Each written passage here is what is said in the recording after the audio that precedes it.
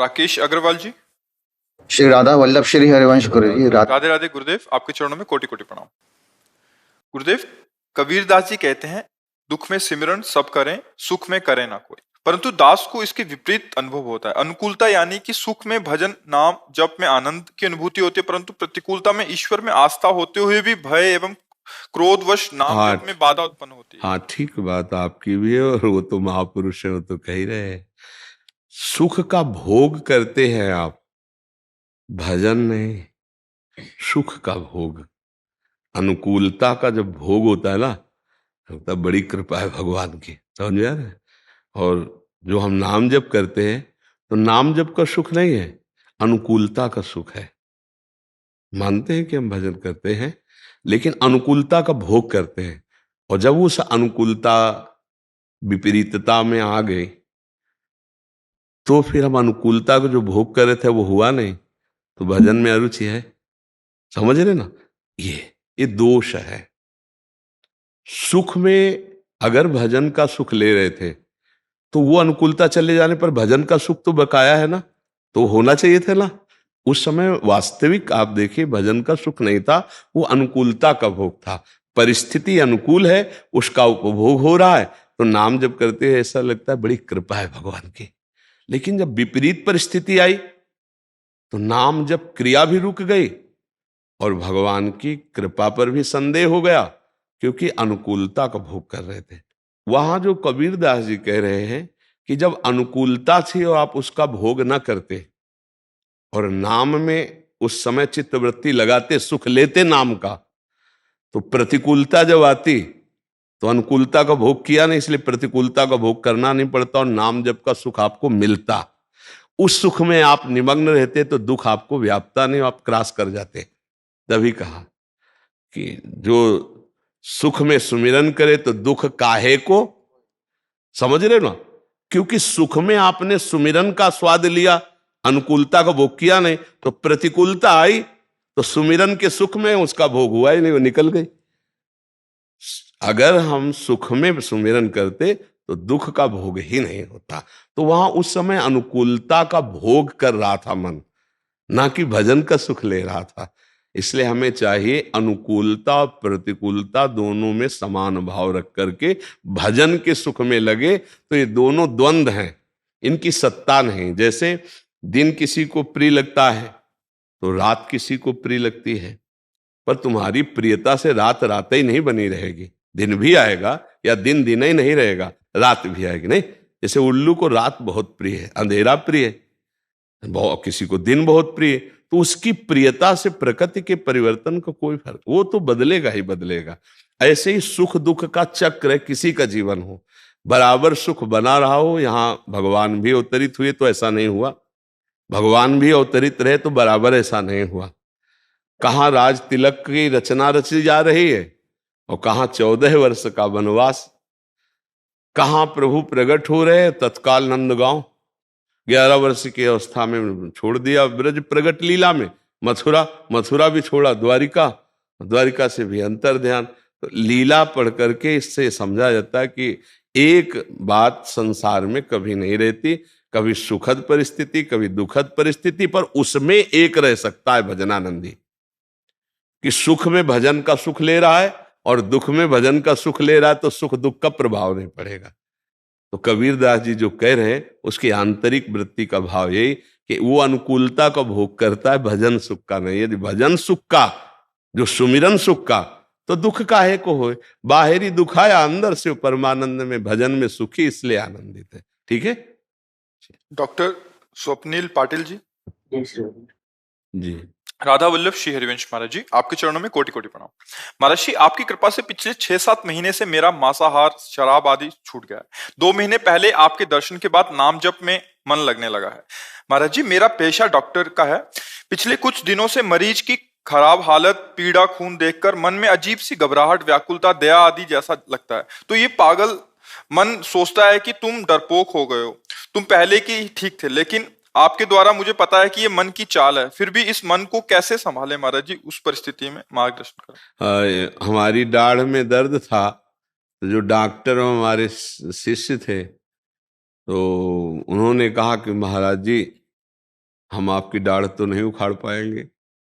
मतलब आप तो हम कहा आप अपने धर्म से च्युत हो रहे हैं, आप अपने धर्म से च्युत हो रहे हैं। इस समय ये शरीर मरीज बनकर आपके पास आया है और आप डॉक्टर हैं। आप अपने कर्तव्य का स्मरण कीजिए, संबंध का नहीं। जब कर्तव्य और संबंध में दोनों चीजें सामने हो तो कर्तव्य प्रधान हो जाता है, संबंध गौड़ हो जाता है। ओ हिम्मत की ऐसा, ऐसे ही हम सब में दया का भाव है पर कर्तव्य है उस समय। अगर हम दयालु हो जाते हैं उस समय तो हम ऑपरेशन नहीं कर पाएंगे और सही दया का स्वरूप नहीं हुआ। दया का सही स्वरूप हुआ कि हम निर्भयता पूर्वक ऑपरेशन करके उसको रोग रहित कर दें, या हम उसके शरीर को शिलें, फटा हुआ है या जो भी उस समय आपको कर्तव्य आ रहा है, जो आपने पढ़ाई की है, यही सच्ची दया होगी कि उसको उस समय रोग निवृत्त करें, दुख निवृत्त करें। दुख देकर के दुख निवृत्ति हो रही है। अब जैसे ऑपरेशन एक दुख देना है, पर वो जो आंतरिक दुख है वो उसके शरीर का नाश कर देगा। इसलिए हम हिम्मत करते हैं और अपने कर्तव्य का पालन करते हैं। भगवत भाव भजन ऐसा हृदय द्रवित नहीं करता कि आप डॉक्टरी न कर पाओ, आप युद्ध न कर पाओ, आप कर्तव्य का पालन न कर पाओ, ऐसा नहीं। देखो पांचों पांडव महान भागवत है ना, युद्ध में कोई दया का दर्शन करा रहे हैं क्या? जैसा भगवान का आदेश होता है काट काट के फेंक रहे हैं। तो थोड़ा सा विवेक रखने की जरूरत है कि हृदय में प्यार है सबके प्रति, लेकिन जहां हमको लगता है ऑपरेशन की जरूरत है तो आप तो यंत्रों से करते हो, हम भी ऑपरेशन करते हैं। कभी प्यार से ऑपरेशन होता है तो आपका ऑपरेशन तो बेहोश होके होता है, हमारा ऑपरेशन होश का इंजेक्शन लगा के होता है। और तो अब उसमें हम सब में भगवान देख रहे हैं, पर आप हमारे पास आए हैं, कहीं ना कहीं आपके अंदर श्रेष्ठ भाव आया है कि आप संत हैं, आप गुरुदेव हैं। तो अब हमारा कर्तव्य आता है कि हम आपके संशय का ऑपरेशन करें। उसके लिए हमें आवेश में बोलना पड़े या प्यार से बोलना पड़े या डांटना पड़े। और जैसे निज जन है तो दंड विधान भी है, और वो दंड उनके लिए करुणा है कि उनके अपराध के आगे पुनरावृत्ति न हो, जो अपराध हुआ उसका क्षमापन हो जाए। ऐसे आप डॉक्टर हो, आपका करुणामय हृदय है, तो करुणा इस बात में होनी चाहिए कि इसका रोग कैसे निवृत्त हो, इसका दुख कैसे निवृत्त हो। आपके हाथ ऑपरेशन में नहीं कांपने चाहिए, आपको खून देख करके घबराहट नहीं पैदा होनी चाहिए। नहीं, अगर ये बातें अगर आप अपने अंदर लाओगे कमजोरी, तो दूसरे यही कहेंगे देखो भक्ति से क्या होता है, कमजोर हो गए ना आप, और आपको भी लगेगा भक्ति कमजोर कर देती है। नहीं, ऐसा नहीं है। भक्ति कमजोर नहीं करती, भक्ति तो परिपक्व करती है। कहीं ना कहीं आप अपने कर्तव्य कर्म को चूक में ले रहे हैं, चूक हो रही है आपसे कर्तव्य कर्म की। जैसी परिस्थिति है उस परिस्थिति के अनुसार भक्त अपना स्वरूप प्रकाशित करता है, अंदर से भाव वही रहता है। लेकिन परिस्थिति देखो, भीष्म जी को परिस्थिति आई, सिंहासन के प्रति समर्पित भाव थे, तो जान रहे दुर्योधन अधर्म कर रहा है, लेकिन दुर्योधन की तरफ से ये लड़ रहे हैं भगवान से। सम्मुख इधर भगवान है और इधर भीष्म जी महाभागवत है। क्या उनको ज्ञान नहीं है कि अधर्मी है? पर उन्होंने नियम लिया था कि आजीवन पिता के सामने कि सिंहासन पर जो बैठेगा मैं उसकी रक्षा करूंगा, उसी वचन की पूर्ति के लिए लगे। तो भक्त का हृदय बहुत विवेकपूर्ण होता है। मुझे लगता है कमजोरी नहीं आनी चाहिए। क्यों? आप बोलिए ना।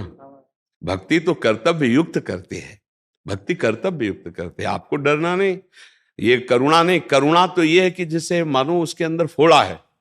अब अगर फोड़े का ऑपरेशन नहीं हुआ तो ज्यादा वो दुखी हो जाएगा। तो करुणा ये है कि बहुत संभाल करके उसके पूरे फोड़े का ऑपरेशन हो जाना चाहिए। तो ये उसके ऊपर करुणा हुई।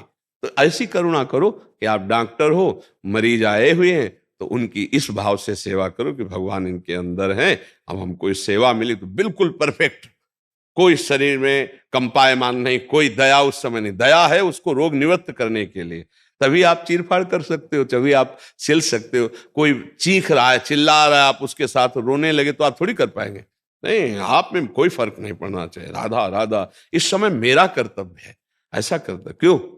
हाँ हाँ, बिल्कुल। इसमें अगर ये आप दूसरों से कहोगे तो फिर लोगों का भक्ति भाव में ये भाव आ जाएगा कि ये भक्ति भाव कर्तव्य चित कर देता है क्या? ऐसा नहीं है।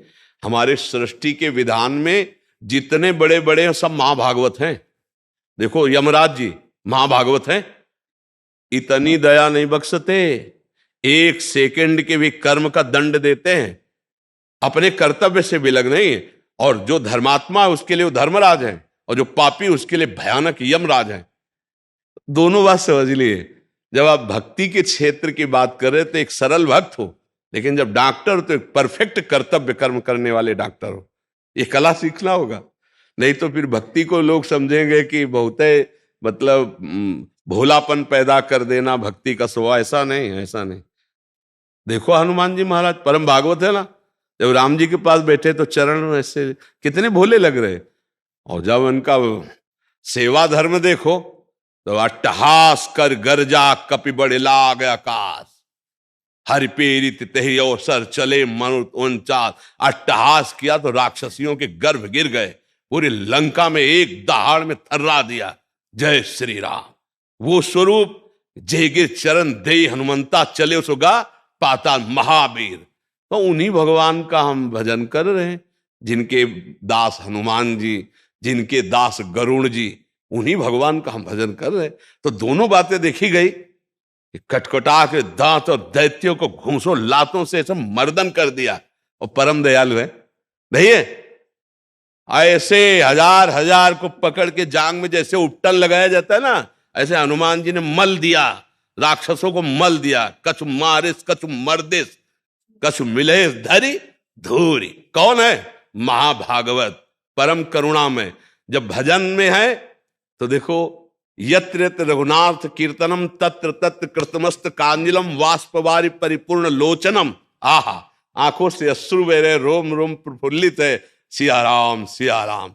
और जब सेवा आई तो भयंकर रूप देख लो, कछु मारिस कछु मर्दिस कछु मिले धरि धूरी, कछु पुनि जाय पुकारे प्रभु मरकट बल भूरी। बहुत बलवान ये स्वरूप। डॉक्टर तो परफेक्ट डॉक्टर, अपने कर्तव्य में कहीं किंचन मात्र कोई भी कमजोरी नहीं आनी चाहिए। कर्तव्य कर्म का पूर्ण रूप से पालन करने वाला भागवत होता है, भक्त होता है। इसलिए हमें लगता है थोड़ा सा स्वभाव को सुधार लीजिए, ठीक।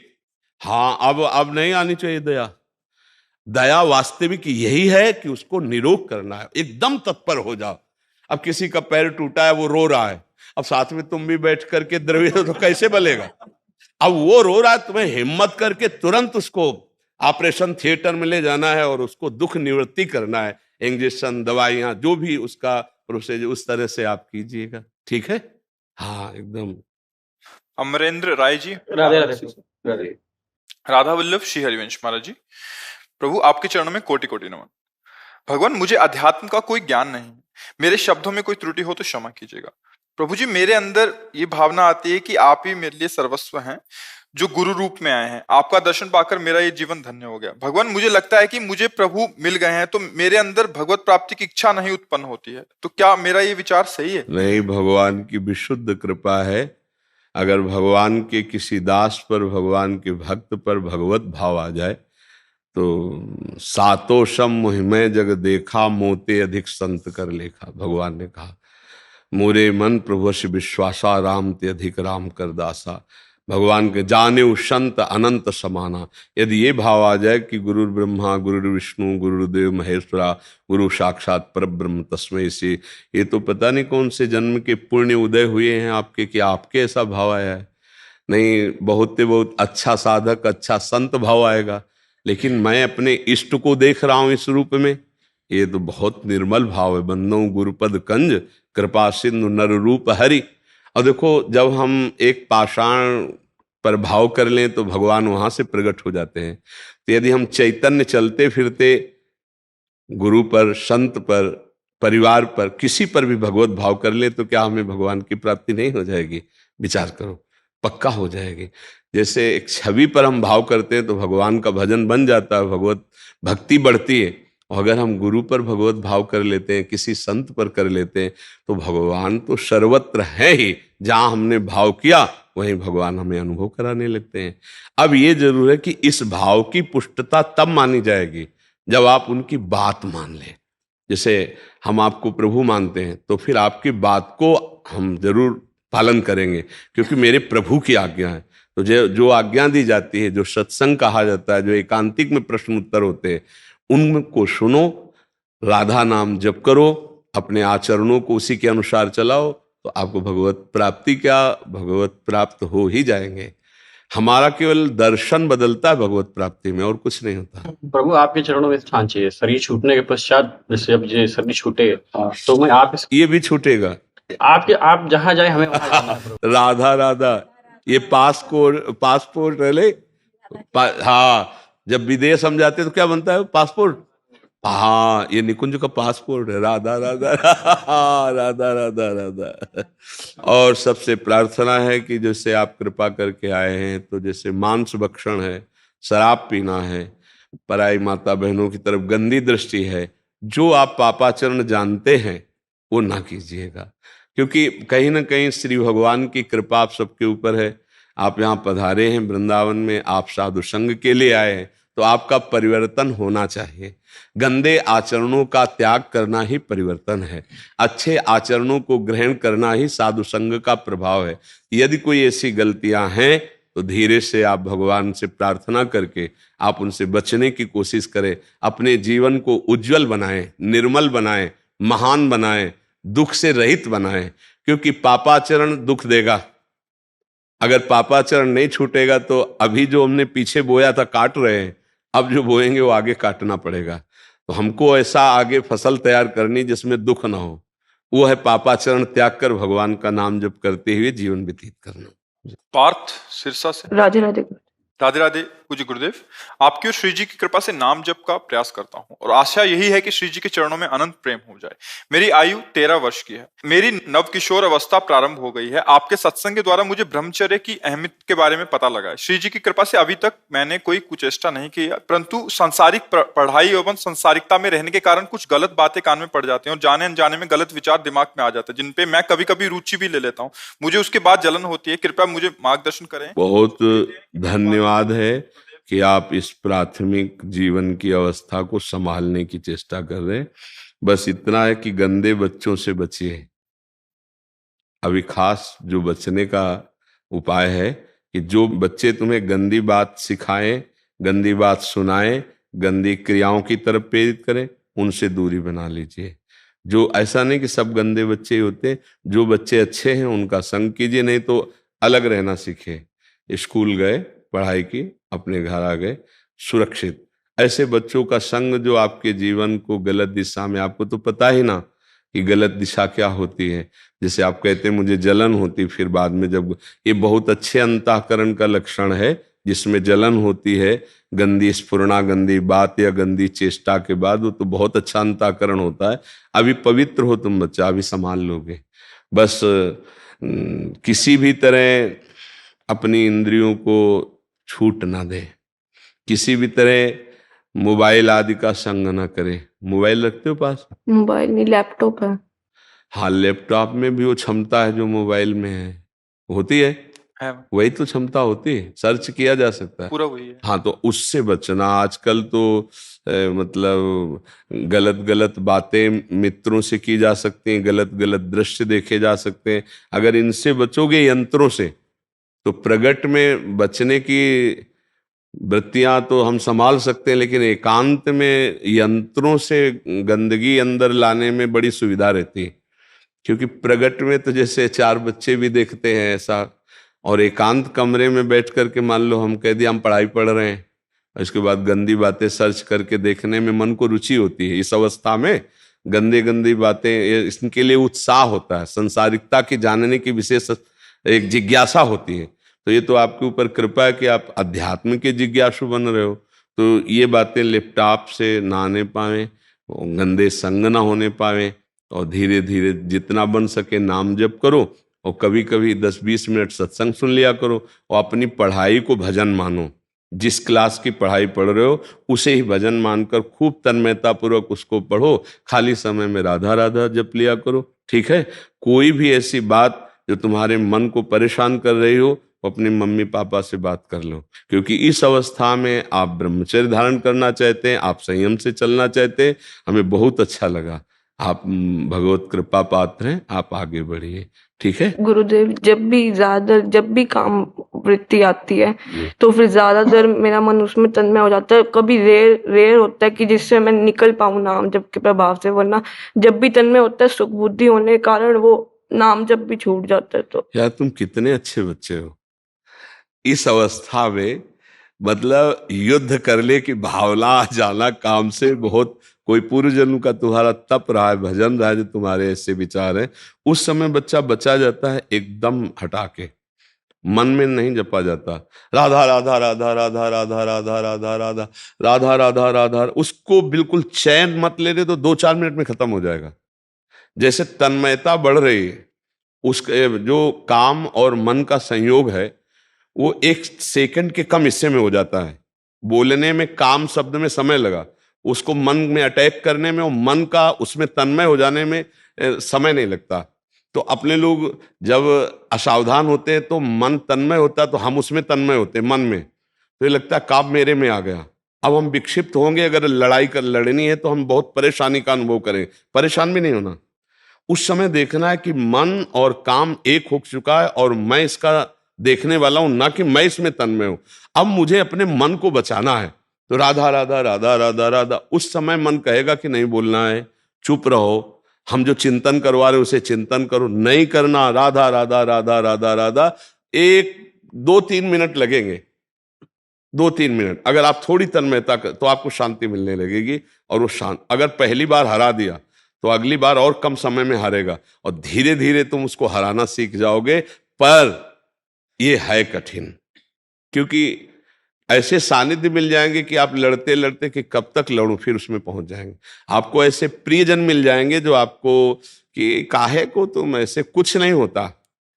आपको डॉक्टर की भाषा दिखा देंगे कि देखो लिखा हुआ है कि इससे आपका स्वास्थ्य अच्छा होगा।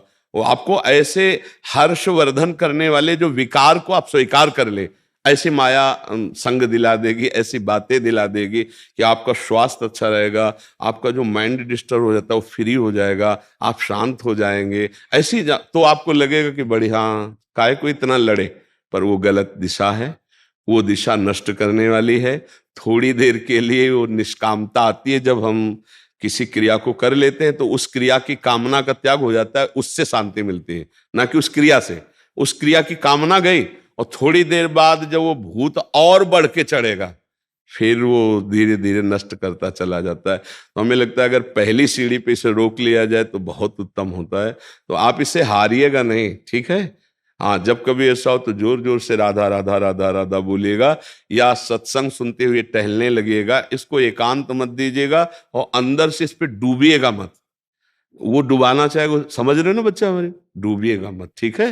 गुरुदेव, वैसे तो अभी आपने बताया वो कर लूंगा, पर पूर्व में कई बार नेत्रों का ब्रह्मचर्यहीन हुआ, मतलब नेत्रों से। इससे कोई बात नहीं, एक बार दृष्टि कहीं चली जाए तो उसको ऐसे कर लीजिए। एक बार नहीं, वो लैपटॉप पे मैंने। हाँ देखो, वही दोस्त कह रहे हैं, वो तो बाहरी से बचत हो जाएगी लेकिन उससे बड़ी हानि हो जाएगी। तो ये चीज, अच्छा उसमें क्या है कि एक बच्चे ने हमें बताया कि उसमें ऐसे भी बातचीत की जा सकती है।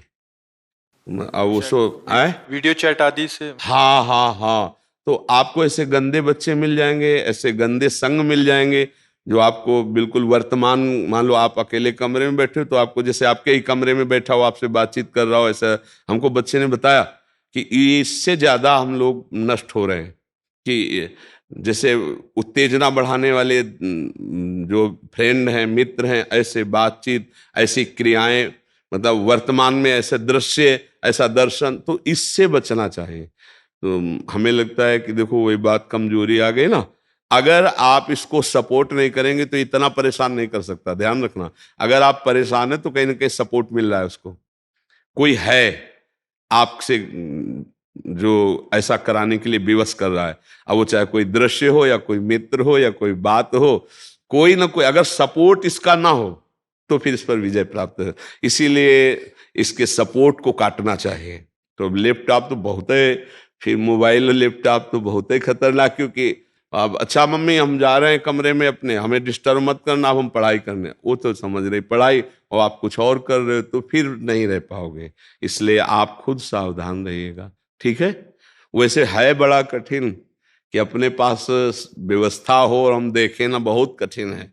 बातें बना लेना सरल है, लेकिन उसको निर्वाह करना बहुत कठिन है। पर यदि बचना चाहे तो फिर बच सकता है, अन्यथा नहीं। आज हमारी ज्यादातर जो नवीन पीढ़ी गिर रही है उसका कारण कुसंग है, प्रगट का कुसंग और यंत्रों के द्वारा भारी कुसंग। उससे मतलब छोटे छोटे बच्चे, अब जैसे आपकी 13 वर्ष की अवस्था, इस अवस्था में काम वेदना होती है ऐसा तो स्मृति भी नहीं है, सच्ची बात कह रहे। इस अवस्था में काम वेदना होती है ऐसी तो स्मृति ही नहीं होती। जैसे गांव में पैदा हुए, स्कूल में पढ़ाई, इसका मतलब इसका उन्मेष तो 18-20 में कुछ, वो भी कुसंग से। तो अभी जैसे छोटी अवस्था, तो इसका मतलब कुसंग हो गया, इसलिए ऐसी नहीं। ये वेदना वाली अवस्था थोड़ी, ये तो खेलने कूदने की अवस्था होती नहीं। 12-13 ये अवस्थाएं तो बहुत ही पवित्र अवस्थाएं होती हैं। 18-20-22 इनमें मूर्खता चढ़ती दिमाग में, क्योंकि कुसंग हो जाता है तब तक भारी बच्चों का, तो फिर वो मूर्खता आती है। अभी तो महाराज जी आजकल वो जो कुसंग आप 18-20 में कह रहे हैं वो 12-13 में आ गया है, और मोबाइल, इंटरनेट और हाँ, स्कूली उससे बच्चों के संग से ये दोष जल्दी हाँ पार्जन हो रहा है इसका। हाँ, नहीं तो मतलब जैसे गांव का जीवन हम आपको बता रहे कि बच्चे सब खेल रहे हैं, बच्चे बच्चियां कबड्डी खेल रहे, ऐसे खेल, कहीं वहां दोष दर्शन या कोई ऐसा काम वेदना वाला विषय तो था ही नहीं। तो अब ये नया जो संस्कार पड़ रहा है कुसंग का। अच्छा, ये देखा कि जैसे 15 और 18 इन अवस्थाओं में क्या होता है, जब सयाने बच्चे जैसे स्कूल जाते हैं, फिर हंसी मजाक में वो अपने अपने अवगुण वर्णन करने लगते हैं, तो धीरे धीरे संस्कार बिगड़ते हैं। तो हाँ, इस अवस्था में बिगड़ने का तो सवाल ही नहीं है। तो ये इस कलिकाल का प्रभाव है, इन यंत्रों का प्रभाव है, और जो दुष्संग है उसका प्रभाव है। इसीलिए बहुत भयावह मतलब आगे समय धीरे धीरे आने वाला है, क्योंकि हमारी जितनी नवीन पीढ़ी है वो जैसे दीमक लग जाए ना छोटे पौधे को, ऐसे है। अब जैसे इन बच्चों के संस्कार बिगड़ जाएं, और अभी परिपक्व इनका जीवनी शक्ति है नहीं, सप्तम धातु वीर्य परिपक्व नहीं है, तो अब जैसे 20-22 तक ब्रह्मचर्य रहे, तो गृहस्थी में जाएं भी और विषय विलासिता में भी उतरे तो भी इनकी हानि नहीं होगी, क्योंकि परिपक्व हो गए। 20-25 तक परिपक्व, जैसे गेहूं की फसल देखी अगर आपको जानते हो, तो गलेथ कहते हैं, जब बाली निकलने को होता है, अगर उस समय काट लो तो एक दाना भी नहीं होगा, और 15 दिन 20 दिन रुक जाओ, वो बाली आ जाए, परिपक्व हो जाए, तो मनोअन्न होता है। ऐसे ही ये जैसे नव किशोर अवस्था है, और 20-22 तक ब्रह्मचर्य, और फिर अगर गृहस्थी में जाना है तो उसका ब्रह्मचर्य परिपक्व हो गया, तो वो गृहस्थी में बड़ा सुंदर गृहस्थ बन जाएगा, और आखिरी में पूर्व में ब्रह्मचर्य रहने का अभ्यास है तो आखिरी में ब्रह्मचर्य रह जाएगा, और उसका जीवन मंगलमय हो जाएगा। पहले यही प्रथा थी, गुरुकुलों में रखे जाते थे, चाहे राजकुमार हो चाहे कोई भी हो, तो वो 18-20-25 तक ब्रह्मचर्य ही रहते थे। तो आप सावधान होकर चलिएगा, ठीक है। गुरुदेव, और मुझसे नाम जब भी थोड़ा होता है और साधन एक भी नहीं होता, इससे मुझे फिर ज्यादा तुम साधन की चिंता मत करो, पढ़ाई की चिंता करो, गलती ना होने पाए इसकी बात की चिंता करो, और 100-200 बार भी अगर राधा राधा कहोगे तो ठीक है, ठीक है। बस आप ये बात ध्यान रखना, अपने मन की कोई गंदी बात रखना नहीं, चाहे मम्मी पापा से बता देना, चाहे कभी आ करके बता देना, तो वो अगर रखी रही तो फिर गड़बड़ कर देगी, ठीक है। बहुत अच्छे बच्चे हो, धन्यवाद। तुम्हारा जीवन भगवान कैसे परमार्थ की तरफ ले रहे हैं। अगर ये गृहस्थी में भी जाना है, वैसे विचारवान रहोगे ना तो बहुत अच्छे गृहस्थ बनोगे जी। नहीं, हमें बहुत अच्छा लगा बच्चा, तुम्हें हृदय से हम सपोर्ट करते हैं, बस अच्छे भाव से चलते रहना, कोई गंदी बात मत करना, ठीक है। बहुत अच्छे बच्चे हो, इस अवस्था में तुम परमार्थ की बात समझना चाहते हो, सावधान रहना चाहते हो, बड़ी कृपा आपके ऊपर है, ठीक है। हाँ, अच्छे से राधा राधा। ब्रह्मचारी सुब्रत जी, पतंजलि योगपीठ से। राधे राधे। राधा वल्लभ श्री हरिवंश महाराज जी। महाराज जी, प्रभु की कृपा से इतना पता चल गया है कि भगवत प्राप्ति, ईश्वर प्राप्ति ही जीवन का परम उद्देश्य है। मैं इस मार्ग पर चलने का प्रयत्न भी कर रहा हूँ। महाराज जी, शास्त्र सदगुरुदेव के वाणियों को हम जीवन में पूरी तरह से कैसे पालन कर सकते हैं? एक विरक्त साधक की दिनचर्या कैसी होनी चाहिए? उसे किन किन बातों पर विशेष ध्यान देना चाहिए? बात ये बच्चा कि जहां से गुरुदेव से जुड़ा जाता है, दिनचर्या वहां से बनवाई जाती है, क्योंकि हमारी दिनचर्या हमारे अनुगामी जन ही पालन कर सकते हैं। क्योंकि हम कोई दिनचर्या बताएं, आपके गुरुदेव उसको काट दें, समझ रहे हो? तो दिनचर्या तो अपने गुरुदेव से ही बनवानी चाहिए, क्योंकि तुम्हारे गुरुदेव विराजमान हैं। रामदेव जी वही योग गुरु, जो योग का तो फिर उनसे दिनचर्या बनानी चाहिए, क्योंकि दिनचर्या का बहुत बड़ा महत्व होता है। और गुरु के द्वारा बनाई दिनचर्या हमारे जीवन में सिद्धि प्राप्त कराती, भगवत सिद्धि, भगवत साक्षात्कार। वो गुरु के वाक्य ही ब्रह्म वाक्य माने जाते हैं। अब हम आपको दिनचर्या बताएं और आपके गुरुदेव उसका विरोध कर दें, काट दें, क्योंकि वो योग मार्ग हमारा प्रेम योग का, तो फिर बच्चा अपराध भी बनने की संभावना हो सकती है। तो हमें लगता है दिनचर्या तो आप अपने गुरुदेव से बनवा लीजिए। और क्या पूछा है? पर जी विरक्तों को किन किन बातों का विशेष ध्यान देना? हाँ, विरक्तों को सबसे पहला ध्यान देना चाहिए वीतराग। विरक्त को क्या कहते हैं? वीतराग। वीतराग माने जिसका राग नष्ट हो चुका है। न शरीर से राग, न भोगों से राग, न किसी पद से राग। प्रायः वीतराग हम कहलाकर किसी न किसी पद से राग करते, वैभव से राग करते हैं, भोग से राग करते हैं, और कहलाते हैं वीतराग। जिसका राग बीत गया है, नष्ट हो चुका है, न उसको शरीर से राग है, न लोक सम्मान से, न लोक संपत्ति से, न लोक यश से राग है, और न अपने मन बुद्धि से राग है। वो मन बुद्धि का दृष्टा, मन बुद्धि को परमात्मा में निरंतर लगाने वाला, मय्येव मन आधत्स्व मयि बुद्धिम निवेशय, तो निवस्य मय्येव अतोर्धम न संशया। यदि तू अपने मन और बुद्धि को मेरे में लगा देगा तो तू मेरे में निवास करेगा। सच्चा वीतराग भगवान में निरंतर स्थित रहता है, भगवदाकार वृत्ति रखता है। भगवदाकार वृत्ति के लिए निरंतर अभ्यास गुरु मंत्र का। गुरु मंत्र मिला है, जो गुरु मंत्र मिला है, जो नाम मिला है, उसका निरंतर अभ्यास हर स्थिति में, चाहे वो सुखद परिस्थिति हो, चाहे दुखद परिस्थिति हो, अपने आराध्य देव का विस्मरण ना हो। ये मुख्य साधन। सहायक साधन, जब वीतराग हैं तो किसी भी तरह से काम संबंधी चेष्टा नहीं होनी चाहिए, वो चाहे कोई देख रहा हो या ना देख रहा हो। मोबाइल आजकल परमार्थ के लिए बहुत सहयोगी भी और घातक भी है। सहयोगी है कि महापुरुषों के वचन सुन सकते हैं, हम भगवत मार्ग का घर बैठे श्रवण करके, मनन करके अनुष्ठान कर सकते हैं। और घातक इतना है कि एकांतवास करने वाले समाज से दूर रहकर भी हम समाज की गंदगी को देख सकते हैं और अपने मन में बसा सकते हैं। तो नए, जैसे आपकी नई अवस्था है, तो आपके पास मोबाइल है, टच वाला मोबाइल है। अब इससे बचने की बहुत बड़ी जरूरत है। अगर आपको मोबाइल रखना है तो आपको इतनी हिम्मत रखनी कि आप उसमें कुछ गलत संसार का ना देखें। पर वैसे हमें लगता है कि अगर ना रखा जाए तो ज्यादा सुविधा रहेगी। सुनने के और यंत्र होते हैं, जैसे 300-300 घंटे के प्रवचन की चिपें आती है, लगा लो, आप उनको सुनो। लेकिन टच वाले मोबाइल में क्या कि कुछ भी में आप मन का मन की, चलो कभी मन होता है संसारिकता में उतर जाता है। कबहू तो थोरो भजन, कबहू होत विशाल, मन को धीरज छुटे नहीं, गहे न दूजी चाल। अभी साधक हो, साधक हर समय भगवदाकार थोड़ी रहता, कभी कभी विषयाकार हो जाता है। विषय भोगों की इच्छा इतनी प्रबल हो जाती है कि भगवान फीके लगने लगते हैं। उस समय हमको सत्संग की जरूरत होती है। अगर हमारे पास मोबाइल है, कुसंग है, तो हो सकता है हम सर्च कर लें, हो सकता है हमारा गलत चिंतन चला जाए, फिर बचना मुश्किल है। जो हम दृश्य देखते हैं वही हमारा मनन होता है, जो मनन होता है वही क्रिया में उतर जाता है। एक मछली के मैथुन को देखकर सौभरी ऋषि ने 50 ब्याह किए।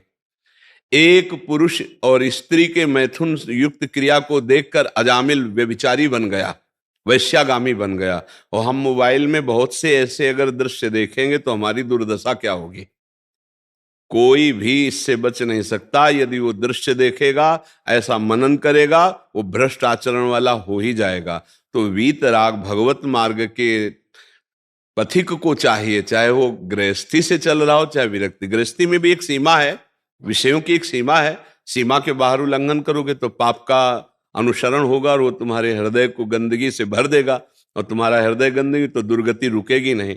तो हमें लगता है बच्चा मोबाइल को थोड़ा सा संयम में देखो, जैसा अभ्यास किया जाए वैसा हो जाता है। जैसे जीवन में नहीं रखा तो जीवन में नहीं, हमें चलाना ही नहीं आता, हमें जरूरत ही नहीं है। हाँ, आप लोग सेवाएं कर रहे हो तो आप लोग उनको रखो, पर संभाल के, ऐसी कोई गलती ना करो जो तुम्हारे जीवन को खा जाए। आसक्ति है, आसक्ति, ये जा नहीं सकती, बहुत कठोर है। किसी भी विषय की आसक्ति आप लोग देख लीजिए कि आसक्ति आसक्ति आ गई, अब जाना बड़ा मुश्किल पड़ रहा है, ऐसा लगता है जी नहीं सकते इसके बिना, किसी भी विषय भोग के बिना। तो इसलिए वीतराग संसार से जो विलग है तो बहुत कठिन है। क्या 35 वर्ष पहले कोई भी महात्मा नहीं जीवित था? क्या व्यवहार नहीं चल रहा था? क्या मोबाइल 35 वर्ष बहुत हुए? इसके पहले क्या जीना नहीं था क्या लोगों का? क्या व्यवहार नहीं था? क्या व्यापार नहीं था? क्या व्यवस्थाएं नहीं थी? क्या आज इतने अधीन हो गए कि ऐसा लगता है मोबाइल नहीं तो जीवन नहीं? क्यों ऐसा लगता है ना? तो हमें लगता है कि चलो व्यापार और संसार में, लेकिन साधुता के मार्ग में तो इससे बहुत बचने की जरूरत है। अच्छा, किससे बात करना है जब हम वीतराग हैं?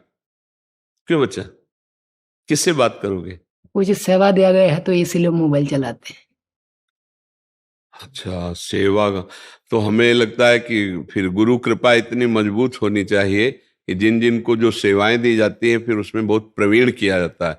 तो आप बच्चा ऐसे प्रवीण रहिए कि उसमें फंसिए मत, ठीक है?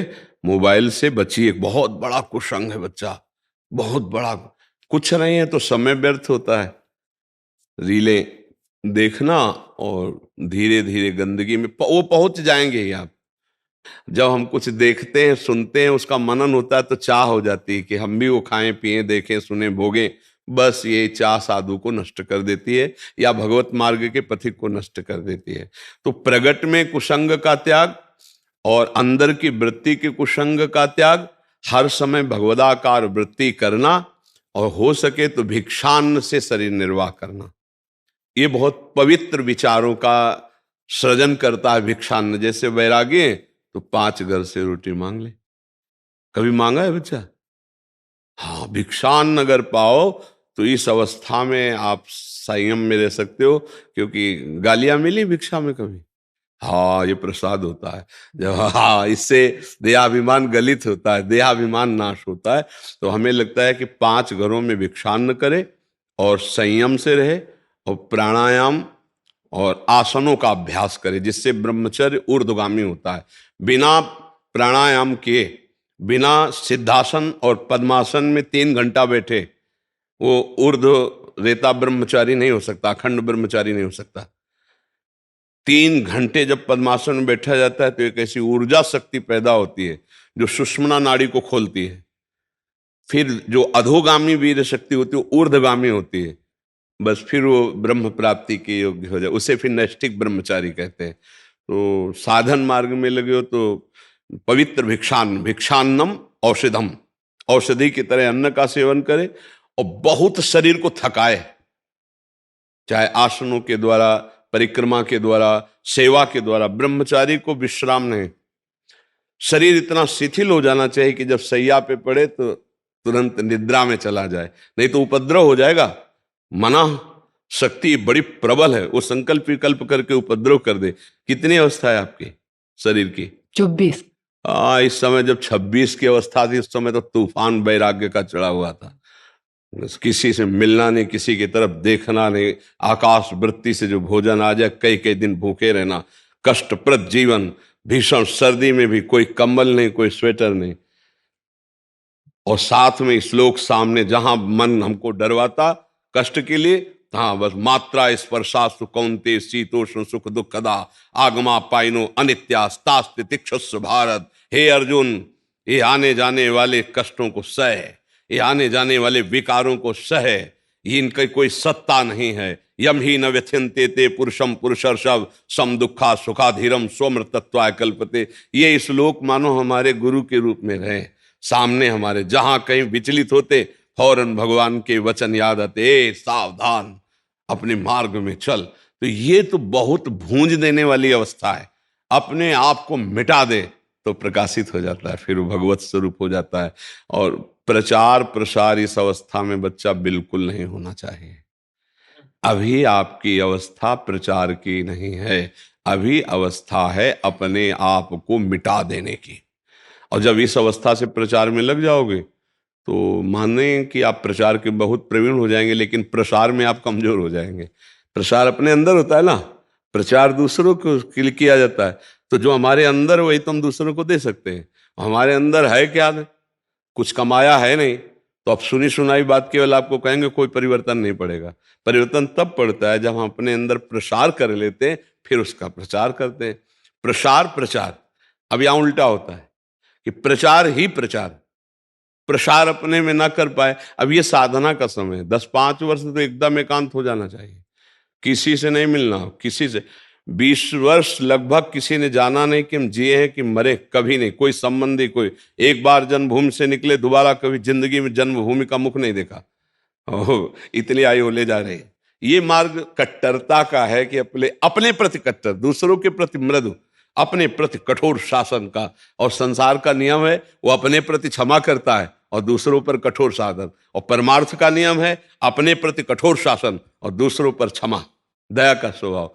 तो इस समय तो बच्चा प्रचार वाली सेवा अपने गुरुदेव से प्रार्थना करके निवृत्त होइए और एकांत में बैठकर वृत्ति को ब्रह्माकार करने की चेष्टा कीजिए। भिक्षान्न के द्वारा पोषण के, अगर सच्चे सन्यासी बनना है तो, अगर सच्चा मार्ग ग्रहण करना है तो बच्चा, हमें ये लगता है कि ऐसा है। ये नई अवस्था में हमें लगता है कि मतलब ज्यादा गुरुजनों की सुविधा में पोषण होने पर फिर सिद्धि प्राप्त नहीं, भगवत प्राप्ति बड़ा कठिन हो जाता है। क्योंकि एक घर से आए दूसरी सुविधा में, तो उसने तो तितिक्षा की ही नहीं, कष्ट सहा ही नहीं, तो कैसे जान पाएगा। तो आपसे प्रार्थना है कि कुछ समय के लिए गुरुदेव से आदेश लीजिए। तो हमें लगता है सच्चे गुरुदेव के प्रचारक तब बनोगे जब पहले योग्यता आ जाए अपने अंदर।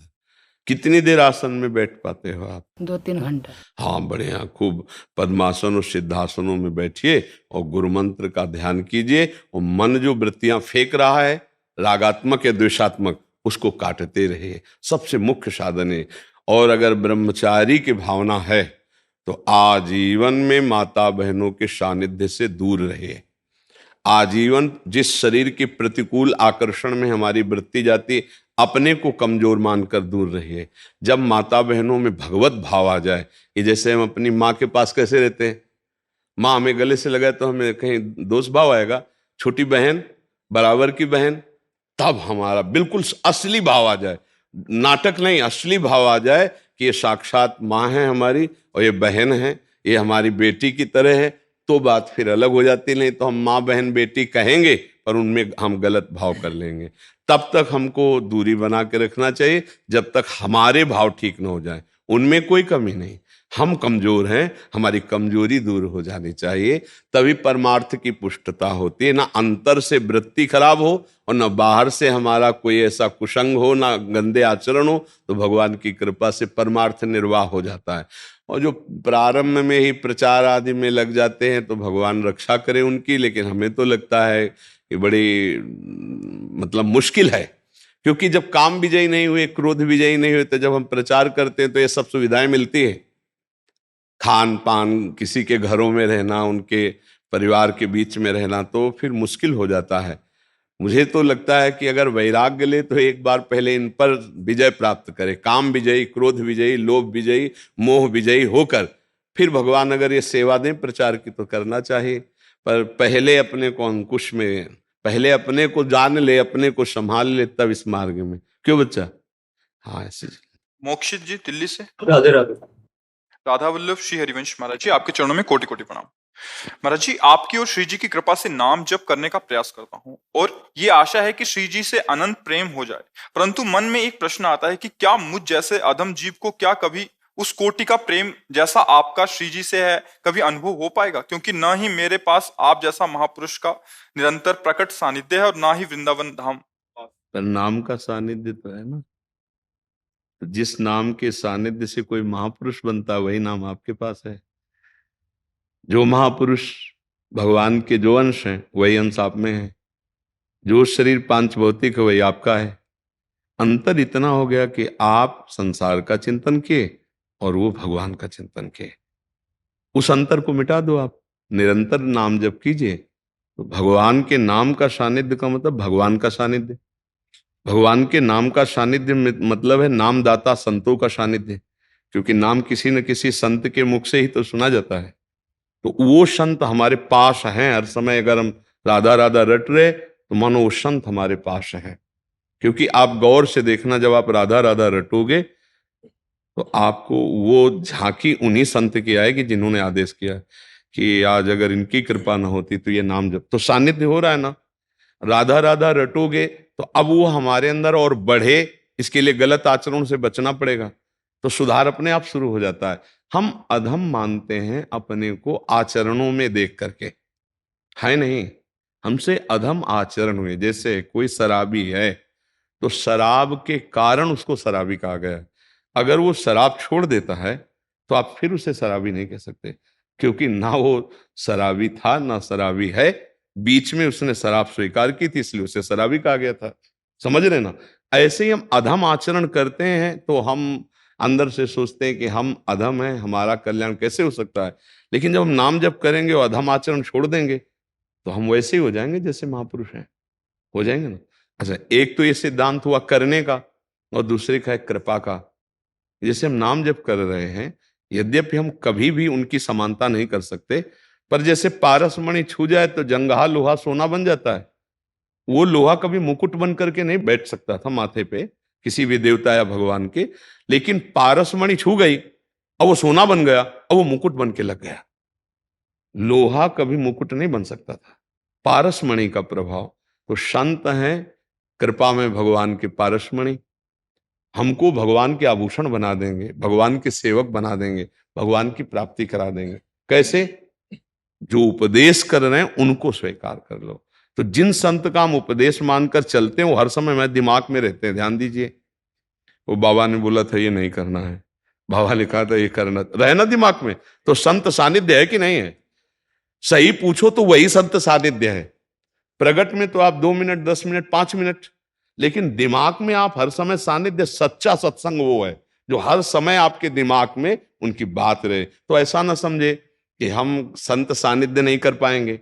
संत सानिध्य मतलब कहा गया है दिन रात सत्संग करो। कहा गया है कि भक्ति कर दीप प्रेम करी बाती, साधु संगति करी अनुदिन राती।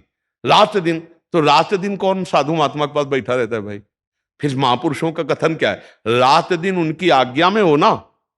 तो आप बाबा बोले थे सोते समय ऐसा करना चाहिए, बाबा दिमाग में है। बाबा बोले थे जग करके ऐसा कर, 5 भक्तों का नाम लेना चाहिए, ये कर, बाबा बाबा है ना दिमाग में। वो गुरु जी बोले थे ऐसा, वो संत जी ऐसा बोले थे, वो है ना। तो संग हो रहा है ना उनका, यही है रात दिन साधु संग। हमारे पास रहकर यदि आप हमारी बात नहीं मानते तो आप हमारे संग में नहीं हो।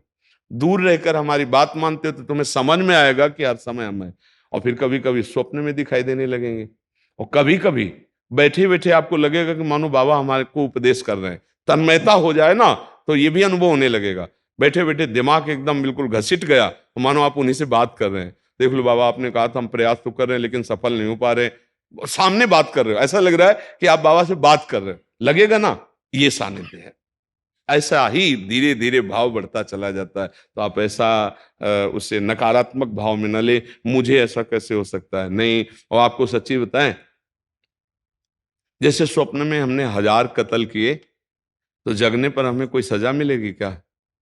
ऐसे ही हमसे अज्ञान में पाप हो गए हैं, अब हम धीरे धीरे जाग रहे हैं ज्ञान में, वो सब भस्म हो जाएंगे। पक्का मान लो हमारी बात, वो सब भस्म हो जाएंगे।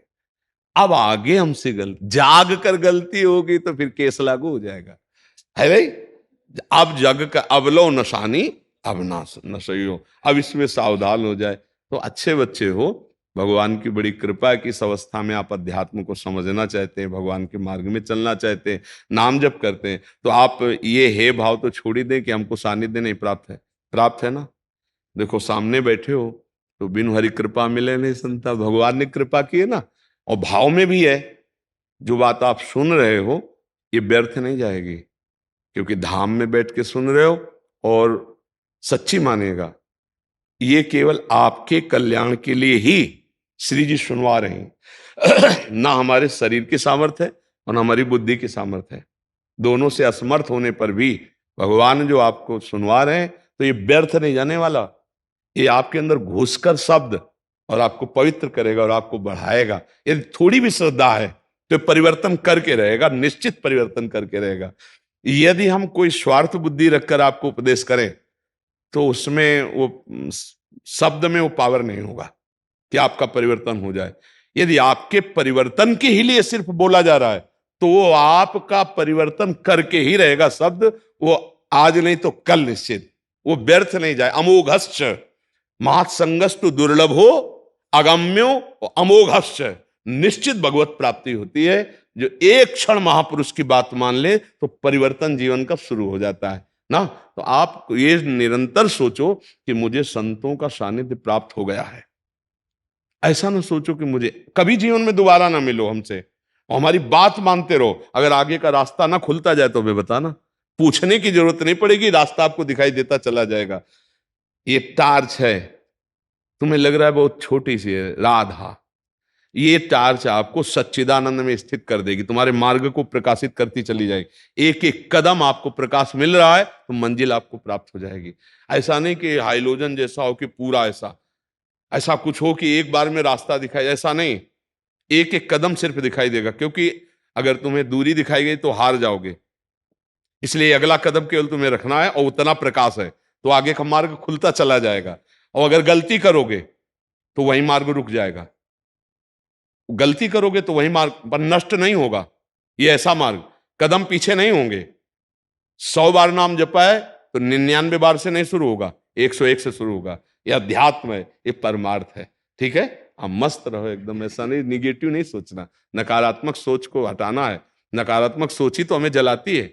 नहीं नहीं कि अब हमको तो वृंदावन ही रहना पड़ेगा क्योंकि साधु संग से ही कल्याण होता, ऐसा नहीं। यही असली साधु संग है, जो दिमाग से साधु संग हो। वो हमारे समय हर समय माइंड में बैठे हुए, हमारे हृदय में बैठे हुए प्रेरणा देते रहते हैं।